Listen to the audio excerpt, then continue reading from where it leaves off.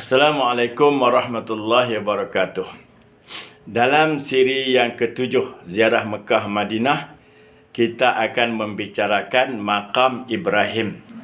Maqam Ibrahim adalah seketul batu yang dipijak oleh Nabi Ibrahim alaihissalam ketika baginda membina Kaabah dengan Nabi Ismail alaihissalam.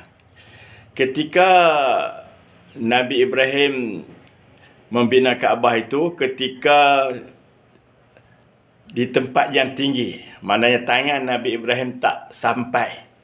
Bila tak sampai, Nabi Ibrahim duduk berdiri di atas batu itu bergerak, bergerak macam kren lah, macam bertindak sebagai lift lah. Jadi naik ke atas. Nabi Ismail suap batu bata dan simen untuk diletakkan oleh Nabi Ibrahim alaihissalam. Kan? Nabi Ibrahim tinggi, maka batu tu naik tinggi. Kemudian bergerak ke kanan. Jadi gerak ke kanan, kiri, tengah. Kemudian turun ambil batu. Jadi macam itulah batu tu bertindak sebagai lift ataupun sebagai kren. Iaitu mukjizat Nabi Ibrahim alaihissalam.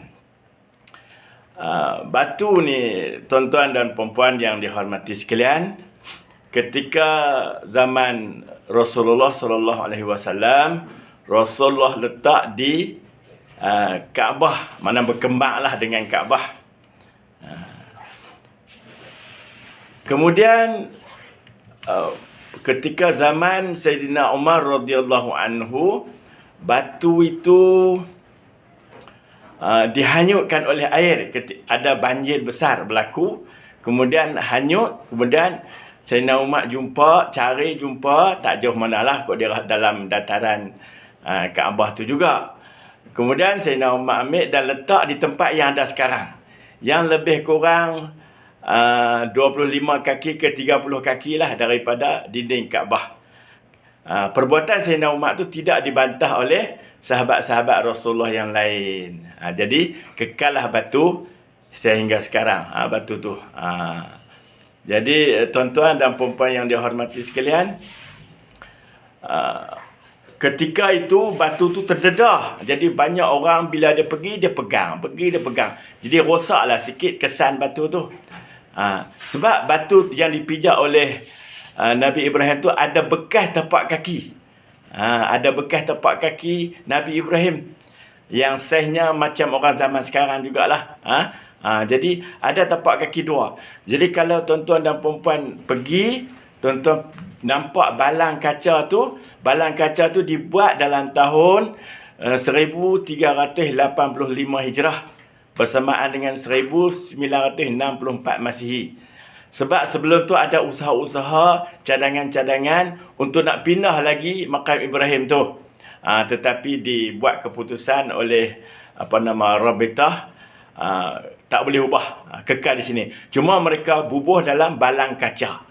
Jadi kalau tuan-tuan nak tengok, tuan-tuan pilih masa yang sesuai, iaitu selepas Zuhur, antara Zuhur dengan Asar, masa tu orang tak ramai. Jadi tuan-tuan dan perempuan pergilah, dekat tu boleh tengok tapak kaki Nabi Ibrahim yang melekat pada batu tersebut.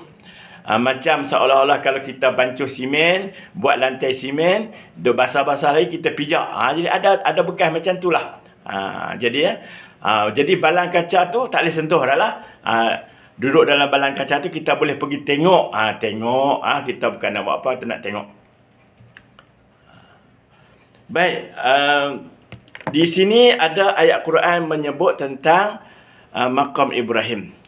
A'udzubillahi minasyaitonirrajim. Bismillahirrahmanirrahim. Wa iz ja'alnal baita masabatan lin-nasi wa amna wattakhidhu min maqami Ibrahim musalla. Ini daripada surah Al-Baqarah ayat 125. Makna dia, dan ingatlah ketika kami jadikan Baitullah itu tempat tumpuan bagi manusia. Tumpuan manusia semua pergi ke situ, seluruh dunia pergi. Dan tempat yang aman. Maka jadikanlah makam Ibrahim itu sebagai tempat sembahyang. Jadi afdal lah semayang. Afdal kita semayang dekat dengan makam Ibrahim. Jadi Rasulullah semayang di belakang. Kemudian antaranya batu bernama makam Ibrahim tu, kemudian Kaabah. Jadi gitu. Jadi mari kita ke belakang ni, walaupun dia jauh, kawasan kiri kanan makam Ibrahim tu ialah tempat afdal sembahyang. Jadi sebab itu sunatlah kita ni apabila lepas tawaf, kita sembahyang sunat di situ 2 rakaat. Kalau susah, cari tempat lain lah. Susah tu kan apa? Orang ramai. Orang ramai sangat. Lagi satu ayat Quran, Allah Ta'ala menyebut, A'udzubillah minasyaitanirrajim, fihi ayatum bayyinatum maqamu Ibrahim wa man dakhalahu kana amina walillahi 'alan nasi hajjul baiti man istata'a ilaihi sabila wa man kafara fa innallaha ghaniyyun 'anil 'alamin. Baik, ini daripada surah Ali Imran ayat 97. Makna dia, pada Kaabah itu ada tanda-tanda kebesaran Allah yang nyata, iaitu makam Nabi Ibrahim. Tanda-tanda kebesaran Allah. Dia jadi lift, batu boleh bergerak. Boleh bergerak. Bukan ada enjin apa. Boleh bergerak. Sesiapa yang masuk ke dalamnya, iaitu masuk dalam Masjidil Haram, amanlah dia. Dan Allah mewajibkan manusia mengerjakan ibadat haji di Baitullah bagi sesiapa yang mampu sampai kepadanya. Dan sesiapa yang ingkar kewajipan haji itu, ketahuilah sesungguhnya Allah Maha Kaya. Allah tidak berhajat sesuatu pun dari sekalian makhluk. Jadi situlah tuan-tuan, kita boleh tengok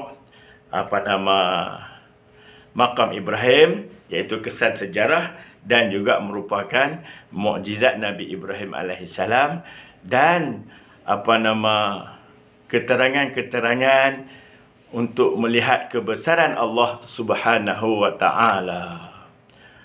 Jadi tuan-tuan, kita boleh lihat dan kita akan sambung.